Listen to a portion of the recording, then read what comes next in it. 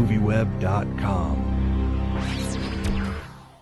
With this film has a lot of Columbine-like imagery, and with the recent events with St. Xavier University and with Virginia Tech, are you worried that audiences are going to be willing to accept a film like this now?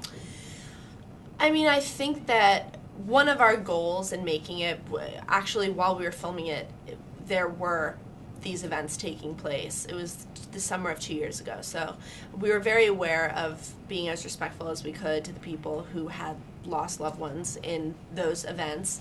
And I think that in the end, actually, although it sort of centers around this event as a catalyst for what happens, it's not as much about the event itself. It's much more about friendship and growing up and, basically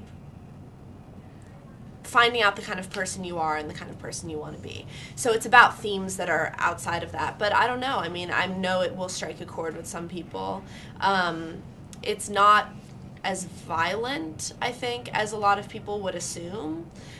There is some violence, but it's much more about sort of the imagery and less about the gore sort of factor. Let's talk about that Sophie's Choice type scene that bookends the film in the beginning and the end. Can you talk about shooting that and what your emotions were with Evan Rachel Wood and how you prepared for it? It was very difficult. I mean, we shot it at the last 3 days of the shooting schedule, and that was because we had to sort of build a set that, a lot of things had to go on, and it was really difficult. I mean, it was very emotionally draining. It was the hardest thing work-wise that I've had to do thus far, and it was wonderful having Evan there because we really, it's one thing to sort of reach that place and that hysteria. It's another thing to maintain it for 3 days straight, and I think that it would have been much more difficult had I not have Evan and we could sort of play off of each other. What was it like working with director Vadim Perlman, because he's made these really serious, brilliant films, and what's he like on set? Is he a funny guy? I mean, how's the set like? He's really, first of all, he's incredibly talented, and he brings that perfect sort of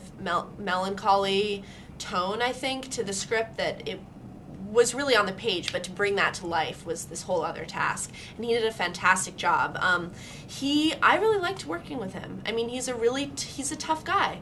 He knows what he wants, and he's gonna get it, and I really responded to that. I thought that, the fact that he knew what he wanted, and I was playing somebody so outside of my comfort zone, that to have that sort of guidance and that vision so locked down was something that was very helpful for me.